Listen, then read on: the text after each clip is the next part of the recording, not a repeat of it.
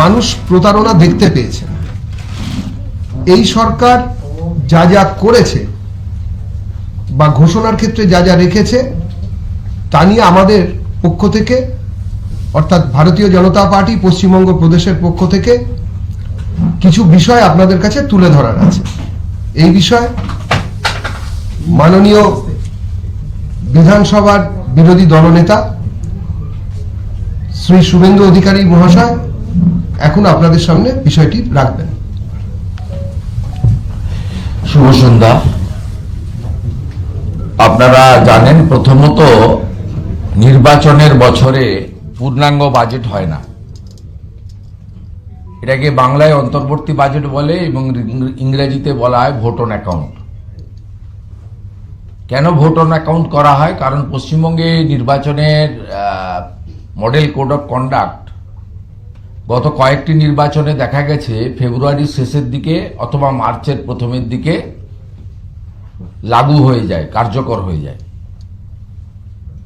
পঞ্চায়েত এবং পুরসভা নির্বাচনের ক্ষেত্রে যেদিন থেকে নোটিফিকেশন সেদিন থেকেই নির্বাচন বিধি কার্যকর হয়, কিন্তু লোকসভা বিধানসভার ক্ষেত্রে নির্ঘণ্ট ঘোষণার দিন, অর্থাৎ যেদিন সাংবাদিক সম্মেলন করে ইলেকশন কমিশন অফ ইন্ডিয়া নির্ঘণ্ট ঘোষণা করে সেদিন থেকেই মডেল কোড অফ কন্ডাক্ট কার্যকর হয়ে যায়। 2021 সালে নির্বাচন 26শে ফেব্রুয়ারি ঘোষণা হয়েছিল। নির্বাচন কবে ঘোষণা হবে ইত্যাদি ইলেকশন কমিশন অফ ইন্ডিয়ার বিষয়, আমাদের বিষয় নয়।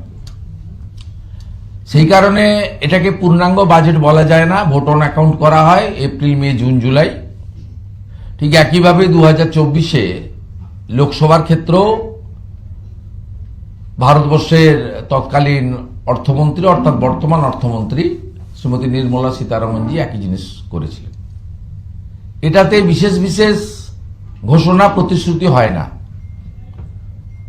এটাতে বেনিফিশিয়ারির সংখ্যা এবং বেনিফিটের অ্যামাউন্ট বৃদ্ধি করা যায় না।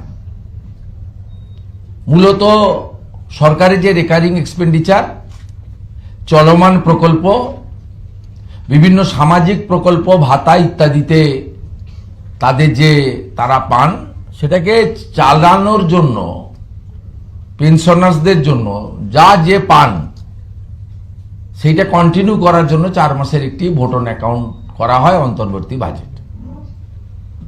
এবং নতুন যে সরকার আসবে, জনগণ নির্বাচনের মাধ্যমে যে সরকারকে আনবে, যারা 148+ পাবে, তারা মে মাসে নবগঠিত বিধানসভায় পূর্ণাঙ্গ বাজেট আনবে।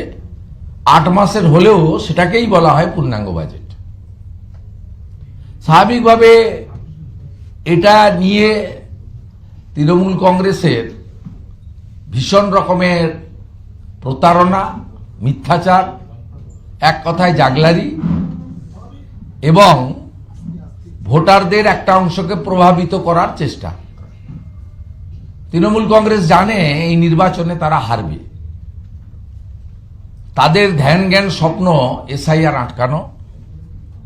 2024-এর পুরনো লোকসভা নির্বাচনের ভোটার তালিকা, যেখানে মৃত আছে, ফেক আছে, ডবল ট্রিপল এন্ট্রি আছে, বাংলাদেশি মুসলিম অবৈধ অনুপ্রবেশকারী আছে, রোহিঙ্গা আছে, তাদের দিয়ে যেভাবে ভোট করিয়েছে সেই ভোট করবে। কিন্তু যখন এসআইআর চলছে, ড্রাফট ভোটার লিস্টে 58 লক্ষ নাম বাদ গেছে, মুখ্যমন্ত্রী যখন দিল্লি কলকাতা আদালত, রাস্তা সব জায়গায় ছুটে বেড়াচ্ছেন, চিৎকার করছেন, তারপরেও এসআইআর আটকানো যাচ্ছে না এবং নির্বাচনের পরাজয়ের আশঙ্কা করছেন, পরাজয়ের ভূত ঘাড়ে চেপে বসেছে, তখন এই নির্বাচনী প্রতিশ্রুতি বা হ্যান্ডবিল দেওয়া হয়েছে। এতে ফেব্রুয়ারি মাসের লক্ষ্মী ভাণ্ডারে 500 টাকা বৃদ্ধি, এটার সঙ্গে এই ভোট অন অ্যাকাউন্টের কোনো রিলেশন নেই।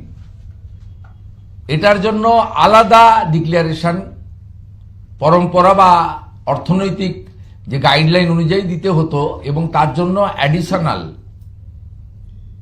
ফান্ড বা বাজেটের আলাদা করে অনুমোদন নিতে হতো। বাকি যে বিষয়গুলো রয়েছে সেটা সম্পূর্ণভাবে ত্রুটিযুক্ত ICDS, ASHA, parateacher, civic volunteer, village police ইত্যাদিদের ক্ষেত্রে 1,000 টাকা যে বৃদ্ধি করার কথা বলা হয়েছে, প্রস্তাব রাখা হয়েছে, সেটা এপ্রিল মাস থেকে, সেটা কিন্তু ফেব্রুয়ারি মাসে নয়। কারণ এপ্রিল মাসে এই বৃদ্ধিটা মডেল কোড অফ কন্ডাক্ট থাকার জন্য দিতে হবে না বা দিতে পারবেন না। আর আমরা এর বিরোধিতা কালকেও করেছি। আজকে বাজেট ডিসকাশনে ডক্টর অশোক লাহিড়ী, অগ্নিমিত্রা পাল, শঙ্কর ঘোষ এবং আমি বিধানসভার ফ্লোরে আমরা বলেছি সমকাজে সমবেতন দিন, এই বৃদ্ধিতে ওদের কোনো সুরাহা হবে না। আমরা প্রশ্ন তুলেছি কেন ভিলেজ রিসোর্স পার্সনরা বাদ গেছে, কেন সর্বশিক্ষার কর্মচারীরা বাদ গেছে, কেন প্রাণী মিত্ররা বাদ গেছে, কেন ওয়েবেলের দ্বারা নিযুক্ত কন্ট্রাকচুয়ালরা বাদ গেছে, কেন ডাটা এন্ট্রি অপারেটররা বাদ গেছে, কেন বিএসকে 10,000 ছেলে মেয়ে বাদ গেছে, ইলেকট্রিকের মিটার যারা কালেকশন করেন ক্যাজুয়াল কন্ট্রাকচুয়াল তাদের কেন বাদ দেওয়া হয়েছে। ডাব্লিউবিটিসি, এসটিসি এবং এনবিএসটিসি কয়েক হাজার ড্রাইভার এবং কন্ট্রাক্টর যারা থার্ড পার্টি এজেন্সির মাধ্যমে নিযুক্ত হয়েছেন তারা কেন বাদ গেছে। স্টেট গভর্নমেন্টের ডাইরেক্ট যারা ক্যাজুয়াল কন্ট্রাকচুয়াল তারা কেন বাদ গেছে। সিভিল ডিফেন্সের ছেলেরা কেন বাদ গেছে। আমরা অসংখ্য পয়েন্ট আজকে বিধানসভাতে আমি তুলে ধরেছি যে এই সরকার বৈষম্যের সরকার।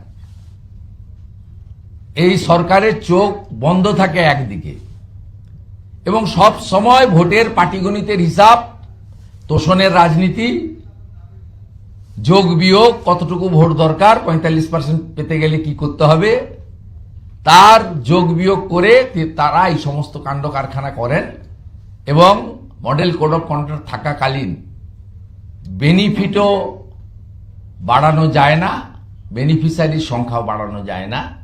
তাই এটা কেবলমাত্র প্রতিশ্রুতি, যদিও যথাযথ কমিটমেন্ট নয়। সাথে সাথে অবাক করা বিষয়, যে বিষয় নিয়ে মূলত আমি আপনাদের সামনে মিলিত হয়েছি, এই রাজ্যের 2011 সালে যখন এই সরকার ক্ষমতায় আসেন 51টি কর্মবিনিয়োগ কেন্দ্র ছিল, নথিভুক্ত বেকারের সংখ্যা ছিল 8 পাস করলে এমপ্লয়মেন্ট এক্সচেঞ্জে নাম অন্তর্ভুক্ত করানো যেত, একটা কার্ড পাওয়া যেত, এমপ্লয়মেন্ট এক্সচেঞ্জের রেজিস্ট্রেশন কার্ড। সেই সংখ্যাটা তখন 99 লক্ষ সামথিং, অ্যাপ্রক্স 1 কোটি ছিল 51 কর্মবিনিয়োগ কেন্দ্রে।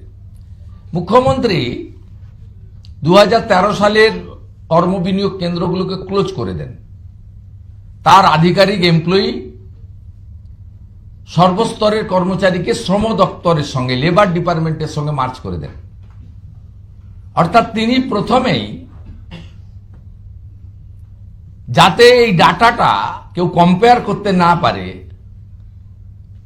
সেই কারণে প্রথমেই তিনি আসল জায়গাটারই দরজা বন্ধ করে দিলেন, কর্মবিনিয়োগ কেন্দ্র উঠিয়ে দিলাম, তাহলে আর সংখ্যা নেই। যেমন তিনি ভারত সরকারকে নারী পাচারের সংখ্যা দেন না, মহিলা নির্যাতনের সংখ্যা দেন না, 18 বছরের নিচে কন্যা সন্তানদের জোরপূর্বক বিবাহ দেওয়ার যে ঘটনা ঘটে তার সংখ্যা দেন না, অবৈধ অনুপ্রবেশকারীদের সংখ্যা দেন না, কতগুলো ধর্ষণ, গ্যাংরেপ, কন্যা, বোন, দিদি, মায়ের এই শারীরিক নির্যাতনের মধ্য দিয়ে মৃত্যু, তার ডাটা তিনি কখনো ভারত সরকারকে দেন না, একমাত্র সরকার। তাই এখানেও তিনি বেকারদের নথিভুক্তকরণের জায়গাটাতেই তালাচাবি লাগিয়ে দেন।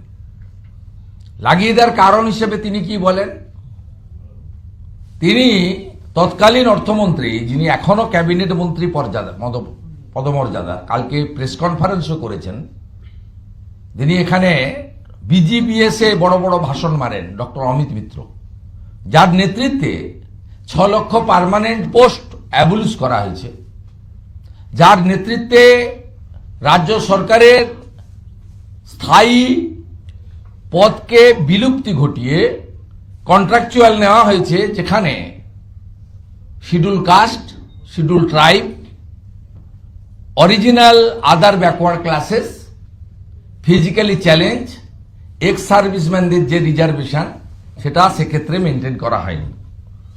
তিনি 2013-14 বাজেট অমিত মিত্র মহোদয় কর্মসূচির নাম যুব উৎসাহ প্রকল্প, পেজ 41। এইসব বেকার যুবক যুবতীদের জীবন সংগ্রাম এবং নৈরাশ্যের কথা মাথায় রেখে গত বছর মাননীয় মুখ্যমন্ত্রী একটি এমপ্লয়মেন্ট ব্যাংকের স্থাপনা করেছিলেন তাদের চাকুরি খোঁজার প্রচেষ্টাকে সাহায্য করতে। তিনি ইচ্ছা প্রকাশ করেছেন এই সকল চাকুরিবিহীন যুবক যুবতীদের আরও সাহায্য প্রদান করতে।